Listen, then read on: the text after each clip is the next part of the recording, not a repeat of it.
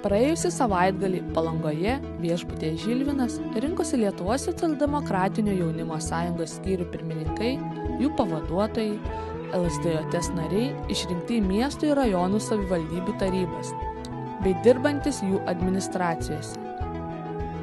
Renginyje, kuris vyko šeštadienį ir sekmadienį, aktyviausi LSDJT nariai išklausė sąjungos pirmininko Vilniaus miesto tarybos nario Juro Požėlos pranešimą apie planuojamas veiklas ir projektus. Šį savaitgalį Palangoje susirinkę mūsų jaunimo sąjungos vadovai diskutavo apie labai svarbias temas. Mūsų jaunimo sąjungos tarybos nariai, savivaldybės administracijos darbuotojai kalbėjo ir dalinosi savo patirtimis. Aš manau, kad tokie renginiai ir tokios priemonės yra ypatingai svarbios mūsų žmonėms. Ir kas yra labiausiai džiuginantis dalykas, kad auga fantastinė jaunų politikų karta. Jaunų politikų, kurie jau šiandien yra pasirengę prisidėti prie mūsų valstybės gerovės kūrimo. Tai aš to labai linkiu ir labai džiaugiuosi matydamas jaunus kandidatus artėjančiuose Seimo rinkimuose. Labai didžiuojasi matydamas puikius tarybos narius, kuriais gali pasitikėti žmonės vietos savivaldybėse. Ir tik tais galiu palinkėti jiems didžiausios sėkmės ir dirbant savo darbus.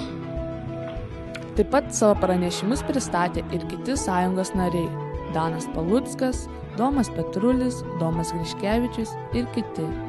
Pirmos dienos pabaigoje, moderuojant LSDJT valdybos nariui Mariui Skarupskui, vyko simuliacija, kurios metu renginio dalyviai susiskirstė į 6 frakcijas, rengė konkrečius jauniems žmonėms aktualius tarybos sprendimus. Miesto temai nusikėlė į fantazijos miestelio tarybą ir šiose frakcijose kūrė tarybos sprendimus, kurie apėmė jaunimo nedarbą, verslumo skatinimą, saugaus miesto programas.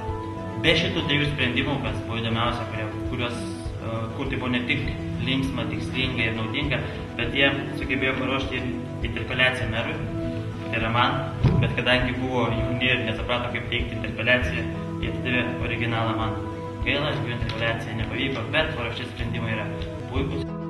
Susitikimo pabaigoje buvo apsitarta, kaip vystyti savivaldybininkų tinklo veiklą elektroninėme formate, kas leistų LSDJT deputatams ir administracijų darbuotojams keistis pasiūlymais ir gerosiomis praktikomis.